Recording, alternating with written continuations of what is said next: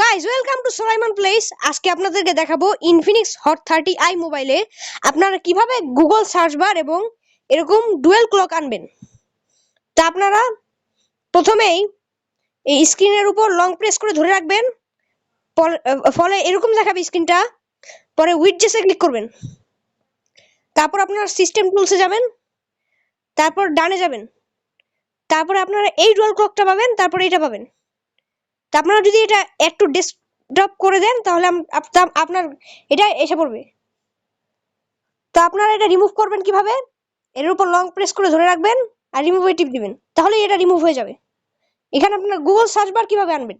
স্ক্রিনের উপর long press করে ধরে রাখবেন, উইডজেসে যাবেন, তারপর স্ক্রল করবেন, তারপর গুগল অপশন পাবেন, গুগল অপশনে ক্লিক করবেন, তারপর ডানে যাবেন, তারপর গুগল সার্চ বার পেয়ে যাবেন, একটু ডেস্কটপ করে দিবেন, তাহলে এসে পড়বে।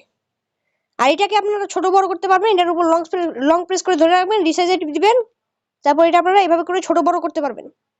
এটা আপনারা রিমুভ করতে পারবেন, এটার উপর লং প্রেস করে ধরে রাখবেন, তারপর রিমুভে টিপ দিবেন, তাহলে এটা রিমুভ হয়ে যাবে। আর ভিডিওটা কেমন লাগছে কমেন্ট করে জানাবেন, এবং এরকম ভিডিও পেতে আপনারা সাবস্ক্রাইব করতে পারেন সুলাইমান প্লেস। তো গাইস, টাটা বাই বাই।